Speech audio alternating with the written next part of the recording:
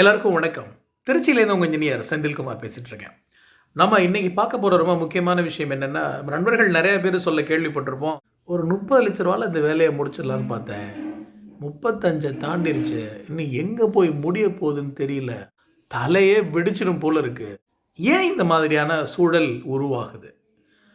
நாம் ஒன்று பிளான் பண்ணி பண்ணும்போது அது ஏன் அதை விட கூடுதலாக செலவாகுது? இதுக்கான காரணம் என்ன? இதோட அடிப்படை என்னங்கிறத பற்றி இந்த வீடியோவில் நம்ம விரிவாக பேச போகிறோம். நீங்கள் வீடு கட்டிக்கிட்டு இருக்கீங்களா? உங்களுக்கு இதில் விஷயங்கள் இருக்குது. நீங்கள் கட்டலான்னு பிளான் பண்ணிட்டு இருக்கீங்களா? உங்களுக்கும் இதில் விஷயங்கள் இருக்குது.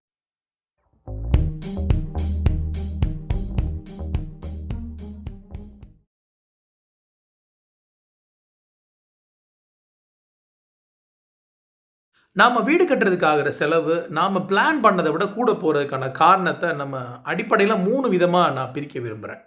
முதல் விஷயம் ரொம்ப எளிமையானது. நம்ம வீடு கட்ட ஆரம்பித்து அந்த முடிகிற காலகட்டத்துக்குள்ளே நாம் எதிர்பார்க்காம நடக்கக்கூடிய பொருட்களின் விலையேற்றம், கட்டுமான பொருட்களோட விலையேற்றம். இதை நாம் ஒன்றுமே பண்ண முடியாது. நம்ம அக்ரிமெண்ட் போடும்போதே தெளிவாக இந்த விஷயங்களை நோட் பண்ணிக்கிறது நல்லது. அது ஒரு மார்ஜினல் விலை ஏற்றமாக இருக்கும். வீடு கட்டுற எல்லாருக்குமே இந்த மாதிரியான காரணத்தினால பட்ஜெட்டில் கொஞ்சம் துண்டு விழ வாய்ப்பு இருக்குது. ஃபைன், இந்த முதல் காரணம் ஜென்ரலானது, இதை விட்டுடலாம். ரெண்டாவது முக்கியமான காரணம் என்ன அப்படின்னா, ப்ராப்பரான ப்ரொஜெக்ஷன் இல்லாதது. அதாவது பிளான் அண்ட் ப்ரொஜெக்ஷன், இது ரெண்டையும் நான் ஒன்றா சேர்த்து பார்க்க விரும்புகிறேன். இப்போ நான் இங்கே திருச்சியில் ஒரு இடத்துல பஸ் ஏறுறேன் அப்படின்னா, எனக்கு ஒரு டிக்கெட் கொடுங்க அப்படின்னு நான் கேட்க மாட்டேன். எந்த ஊருக்கு போகணுமோ அந்த ஊர் பேரை சொல்லி தான் டிக்கெட்டு நான் கேட்கணும். என்ன பண்ண டிக்கெட் கொடுங்கன்னா அவர் எந்த ஊருக்கு போகிறீங்க அப்படின்னு கேட்பார். இப்போ நான் சென்னைக்கு போகிறதா முடிவு பண்ணுறேன், சென்னைன்னு சொன்னால் அதுக்கு உரிய என்ன கட்டணமோ அதை நான் செலுத்தணும். இல்லை நான் விழுப்புரம் போகிறேன்னா அது வரைக்கும் உள்ள கட்டணத்தை நம்ம செலுத்தணும்.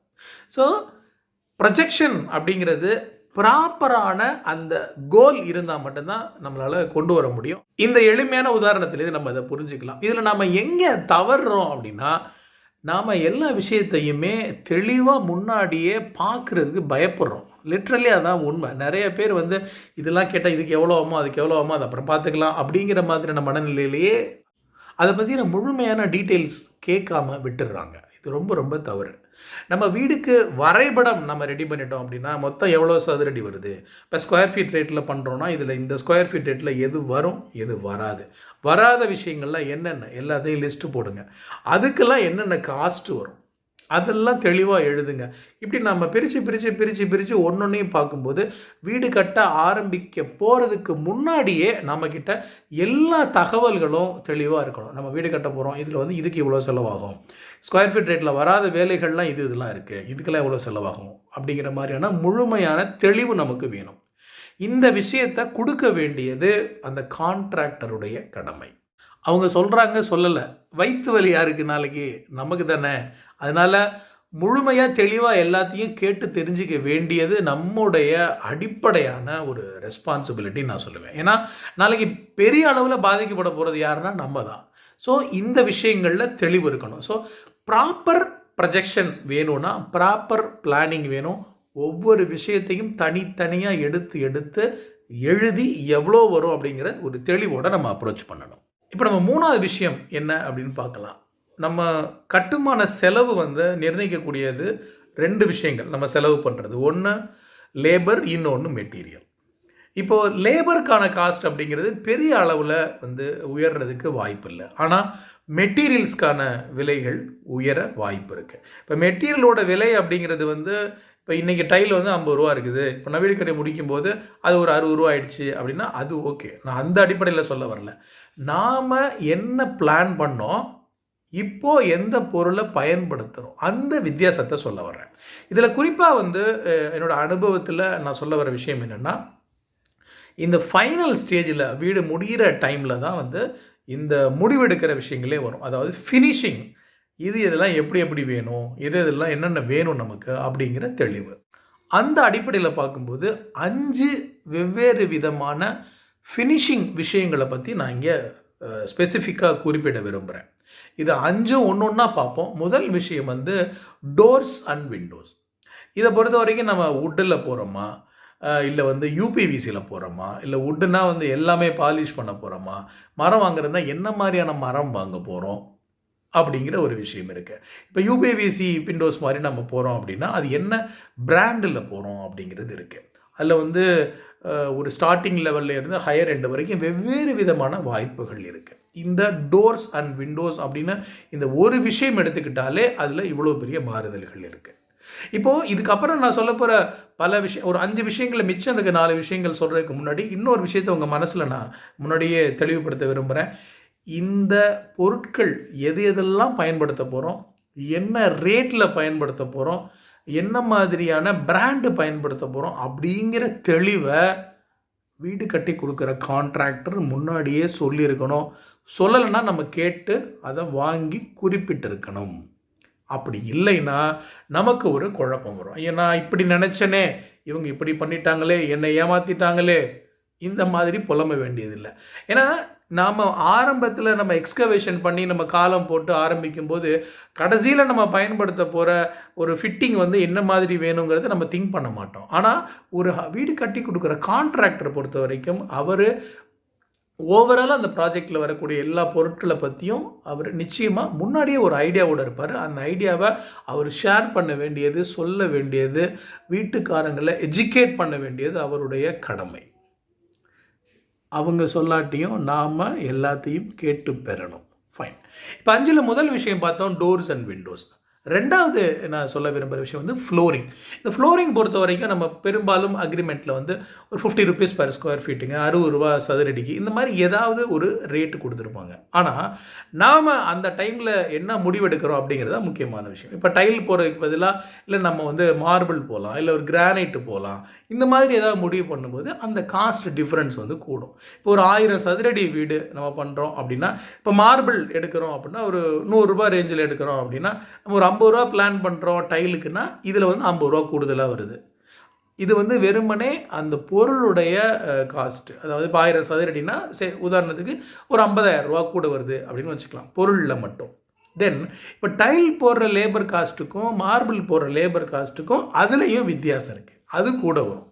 அப்புறம் நீங்கள் மார்பிள் போடுற நம்ம ஒயிட் சிமெண்ட்டு தான் பயன்படுத்தணும். கிரே சிமெண்ட்டு பயன்படுத்தினோம்னா அந்த கலர் மேலே வந்து கிரே கலர் ஆகி போயிடும். ஸோ இந்த மாதிரி சின்ன சின்ன மெட்டீரியல் வித்தியாசத்தினாலையும் நமக்கு காஸ்ட்டு கூடும். இப்போ வெறுமனே வந்து டைலுக்கு பதிலாக நம்ம மார்பிள் போனால் ஒரு ₹50 தானே கூட வரும். ஒரு 1000 சதுரடி ₹50,000 ஓகே அப்படின்னு கிடையாது. அதில் ஒன்றா ஏறிட்டே போகும். இதே மாதிரி தான் சின்ன சின்ன விஷயங்களாக ரிவைஸ் ஆகிறது. ஆகையினால இந்த ஃப்ளோரிங்கை நம்ம சூஸ் பண்ணும்போது நம்ம வைஸாக திங்க் பண்ணணும். அதாவது நம்ம பிளான் என்ன, நம்ம பட்ஜெட் என்ன, முன்னாடி முடிவு பண்ணது.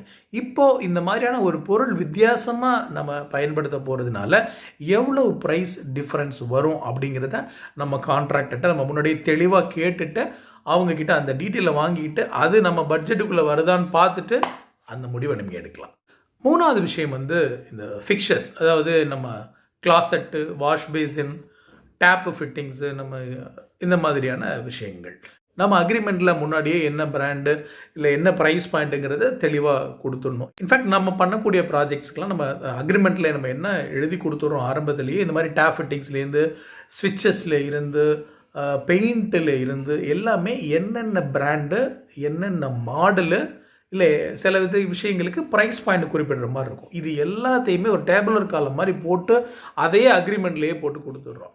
இது எதுக்காகனா பின்னாடி வந்து நம்ம யோசிக்கும் போது ஐயோ நம்ம வந்து எனக்கு அன்னைக்கே சொல்லலை நீங்கள் அப்படிங்கிற மாதிரி ஒரு வருத்தம் ஒரு வாய்ப்பு இருக்குது. நமக்கு ஒரு இக்கட்டான சூழ்நிலை வரும்போது தான் யாரை ப்ளேம் பண்ணலான்னு நம்ம யோசிப்போம். எப்போவுமே எல்லாமே ஸ்மூத்தாக போணுச்சுன்னா ஒன்றுமே பிரச்சனை கிடையாது. நம்மக்கிட்ட பணம் கம்மியாக இருக்கும், செலவு கூட போகும். ஐயோ அப்படிங்கும்போது வீட்டில் இருக்கிறவங்க ஒன்று கேட்பாங்க, அவங்க ஒன்று கேட்பாங்க, கூட இருக்கிறவங்களாம் ஒன்று கேட்பாங்க. நம்ம யாரை குறை சொல்கிறதுன்னு தெரியாது. அப்போது நம்ம கண்ணு முன்னாடி இருக்கிற எல்லாரையும் நம்ம ஆளுக்கு ஒரு குறை சொல்லிகிட்டே இருப்போம். அந்த மாதிரியான சூழல் வரக்கூடாதுங்கிறதுக்காக தான் அனேபிள் டேஸில் நம்ம இந்த அக்ரிமெண்ட்லேயே இந்த விஷயத்தை தெளிவாக ஒரு டேபுலர் காலம் போட்டு எல்லாத்தையுமே கொடுத்துட்றோம்.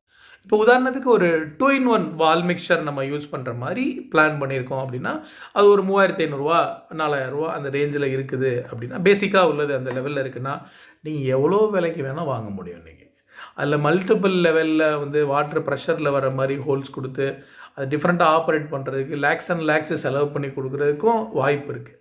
₹3,000 அடுத்து 5,000 10,000 என்ன அளவுலையும் இன்றைக்கி வந்து வாய்ப்பு இருக்குது. இது ஒரு விஷயம் சொல்கிறேன். இது மாதிரி டேப் ஃபிட்டிங்ஸில் இருந்து உங்களுக்கு ஒரு ஏரியாவில் இந்த மாதிரி ஃபிக்சர்ஸ் நமக்கு எங்கெல்லாம் ஒரு கிளாசெட்னா கிளாசெட் வந்து நமக்கு இடபிள்யூசி வந்து ஒரு 3500 ஒரு 5000 ருபீஸ்லேயும் நம்ம வாங்க முடியும். அதை விட கூடுதலாக ரொம்ப விலை கொடுத்து 50,000 ரூபாய்க்கும் நம்ம வாங்க முடியும். அதை விட கூடுதலாகவும் நம்ம வாங்க முடியும். ஸோ நமக்கு இந்த ப்ராஜெக்டில் இந்த பட்ஜெட் படி நம்ம போகிறோம் அப்படின்னா என்னென்ன அவங்களே ஸ்டாண்டர்டாக ப்ரொவைட் பண்ணுவாங்க, அது என்ன பட்ஜெட்டில் இருக்குங்கிறத நோட் பண்ணிவிட்டு நாம் அதை வந்து பர்ச்சேஸ் பண்ண போகும்போது நம்ம என்ன மாடலில் வாங்க போகிறோம், அதனால என்ன டிஃப்ரென்ஸ் வரும் அப்படிங்கிறதையும் ஸ்டடி பண்ணிவிட்டு நம்ம வாங்கினோன்னா நம்மளுடைய பட்ஜெட்டில் நம்ம இருப்போம் அப்படிங்கிறது நம்ம புரிஞ்சுக்கலாம். 4வது விஷயம் வந்து எலக்ட்ரிக்கல் அண்டு பெயிண்டிங் எடுத்துக்கலாம். இப்போ எலக்ட்ரிக்கல் பொறுத்த வரைக்கும் என்ன பிராண்ட் ஆஃப் வயர் நம்ம யூஸ் பண்ண போகிறோம், என்ன ஸ்விட்சஸ் யூஸ் பண்ண போகிறோம் அப்படிங்கிறதையும் நம்ம முடிவு பண்ணிக்கலாம். அதில் ஒரு மார்ஜினல் இன்க்ரிமெண்ட் வர வாய்ப்பு இருக்குது நம்ம ஏதாவது மாறுறோம் அப்படின்னா. அதே மாதிரி பெயிண்ட்லேயும் கூட இந்த மாதிரி கொஞ்சம் மார்ஜினல் இன்க்ரிமெண்ட் வரும். அது பெரிய அளவில் பட்ஜெட்டை வந்து ரொம்ப உதைக்காது இந்த 2 விஷயங்களும். அதனால் நமக்கு என்ன பெஸ்ட்டாக அவைலபிளாக இருக்குது அப்படிங்கிறதையும் நம்ம பார்த்துட்டு நமக்கு என்ன அக்ரிமெண்ட்டில் கொடுத்துருக்காங்கிறதையும் பார்த்து நம்ம ஒரு முடிவு எடுத்துக்கலாம். 5வது முக்கியமான விஷயமா நான் குறிப்பிட்றது எலிவேஷன். இந்த எலிவேஷன் பொறுத்த வரைக்கும் என்னுடைய பர்சனல் ஒப்பீனியன், கூடுதலாக செலவு பண்ணி புதுசாக எதையும் பண்ணிக்க வேணாம் அப்படிங்கிறது தான். அந்த கலர் டிஃப்ரென்ஸ்லேயே கூட சின்ன சின்ன எலிமெண்ட்ஸ் இன்ட்ரடியூஸ் பண்ணி நம்ம அதை உருவாக்கிக்க முடியும் அப்படிங்கிறது தான். ஆனால் சில பேருக்கு வந்து சில நண்பர்கள் வந்து இப்போ எனக்கு கால் பண்ணும்போதோ வாட்ஸ்அப்பில் தகவல் அனுப்பும்போது என்ன சொல்லுவாங்கன்னா, எனக்கு வந்து இந்த ஒரு இமேஜ் அனுப்பிச்சு இந்த மாதிரி எனக்கு வீடு வேணும் சார்மாங்க. அப்போ அவங்க வச்சிருக்க இடத்துக்கும் அவங்க கட்டணும்னு நினைக்கிற அமைப்புக்கும் இந்த எலிவேஷனுக்கும் சம்மந்தமே இருக்காது. பட் ஆனால் அந்த எலிவேஷனில் இருக்கிற மாதிரியான தோற்றம் வேணும் அப்படிங்கிற ஒரு எண்ணம் இருக்குது. அது கனவு தானே வீடு, அதில் தவறு இல்லை. ஆனால் என்ன விஷயம் பண்ணுறதன் மூலமாக நாம் நம்ம வீடை மெயின்டெனன்ஸ் ஃப்ரீயாக வச்சுக்க முடியும் அப்படிங்கிறத நோக்கி நம்ம ட்ராவல் பண்ணணும். ஸோ அதை மைண்டில் வச்சுக்கிட்டு இந்த எலிவேஷனில் புதுசாக விஷயங்கள் ஆட் பண்ணுறதா வேணாமா அப்படிங்கிறத பற்றி நம்ம யோசித்து ஒரு முடிவுக்கு வரலாம். ஸோ இந்த 5 பாயிண்ட்டை வந்து நம்ம மைண்டில் வச்சுக்கலாம். நம்மளுடைய ப்ராஜெக்டில் மெட்டீரியல்னால் ஏற்படக்கூடிய விலை உயர்வை நாம் முன்னாடியே எஸ்டிமேட் பண்ணி போகிறதுக்கு இந்த செஷன் உங்களுக்கு ஹெல்ப்ஃபுல்லாக இருக்கும்னு நினைக்கிறேன். நம்ம வீடு நமக்கு கனவு, அதை வந்து ப்ராப்பராக நம்ம பிளான் பண்ணுற பட்ஜெட்டுக்குள்ளே பண்ணுறது வந்து எப்போவுமே ஒரு மிகப்பெரிய சவாலான விஷயந்தான். அதில் சின்ன சின்ன விஷயங்கள் வந்து நம்மளும் சில விஷயம் காம்ப்ரமைஸ் பண்ணுற மாதிரி இருக்கும். குவாலிட்டியில் இல்லை, பொருட்கள் நம்ம வச்சுக்கிறதில்ல. அப்புறம் நம்ம வீட்டுடைய உறுப்பினர்கள் அவங்க ஒருத்தருடைய மன உணர்வுக்கும் நம்ம மரியாதை கொடுக்குற மாதிரி இருக்கும். யாரும் கண்ணை கசிக்கிறக்கூடாது, அதுவும் ரொம்ப முக்கியம். ஸோ இதெல்லாம் நம்ம வந்து இது எப்படின்னா ஒரு குடும்பம் நடத்துறதுனால எல்லா குடும்ப தலைவர்களுக்கும் இந்த நெடிவு சொலிவு வந்துட்டு தானாகவே வந்துடும். இதுக்கு நமக்கு தேவையான முக்கியமான விஷயம் என்ன அப்படின்னா, ப்ராப்பராக கைட் பண்ணக்கூடிய ஒரு ப்ரொஃபஷனலுடைய சப்போர்ட், ப்ளஸ் நமக்கு ஒரு சஜஷனுக்கு ஓப்பனாக இருக்கக்கூடிய ஒரு மைண்ட் செட். இது 2ம் இணையும் போது நம்ம வீடு நாம் நினச்சபடி சிறப்பாக வர வாய்ப்பு இருக்குது. இது எல்லாமே உங்கள் கையில் தான் இருக்குது. உங்கள் நண்பர்கள் யாருக்கேனும் இந்த விஷயம் தேவைப்படும் நினச்சிங்கன்னா please do share with them. இன்னும் நீங்கள் சப்ஸ்கிரைப் பண்ணலன்னா please do subscribe and watch. Thank you so much.